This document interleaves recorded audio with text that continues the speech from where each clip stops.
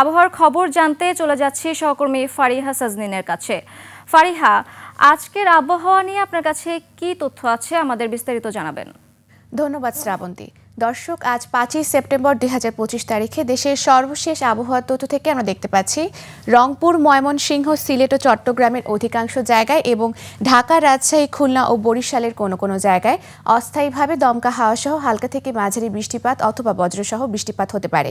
সেই সাথে দেশের কোনো কোনো জায়গায় মাঝারি থেকে ভারী বর্ষণ অথবা অতি ভারী বর্ষণ হওয়ারও সম্ভাবনা আছে বলে জানিয়েছে আবহাওয়া অধিদপ্তর। আজ সারা দেশের দিন ও রাতের তাপমাত্রা প্রায় অপরিবর্তিত থাকতে পারে।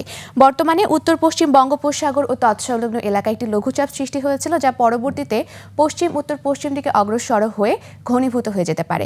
তবে বৃষ্টিপাতের প্রবণতা অব্যাহত থাকতে পারে। সেই সাথে মৌসুমী বায়ুর অক্ষের বর্ধিতাংশ ভারতের রাজস্থান, বিহার, উত্তরপ্রদেশ, পশ্চিমবঙ্গ ও বাংলাদেশের মধ্যাঞ্চল হয়ে আসাম পর্যন্ত বিস্তৃত রয়েছে, যা বাংলাদেশের উপর মোটামুটি সক্রিয় এবং উত্তর বঙ্গোপসাগরে মাঝারি অবস্থায় রয়েছে।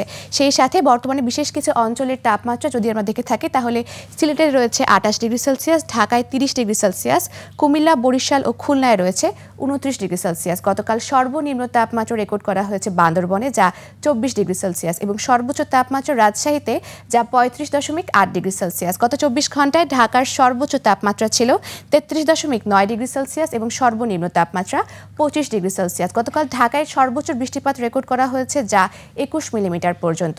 আজ ঢাকার আকাশ আংশিক মেঘলা থাকতে পারে এবং দক্ষিণ অথবা দক্ষিণ পূর্ব দিক থেকে ঘন্টায় 10 থেকে 15 কিলোমিটার বেগে বাতাস প্রবাহিত হতে পারে।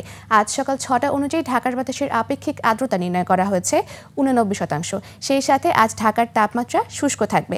আজ সূর্যোদয় হয়েছে ভোর 5টা বেজে 41 মিনিটে এবং সূর্যাস্ত হবে সন্ধ্যা 6টা বেজে 13 মিনিটে। দর্শক, এই ছিল আমাদের আজকের আবহাওয়ার তথ্য। ফিরে যাব শ্রাবন্তীর কাছে। শ্রাবন্তী।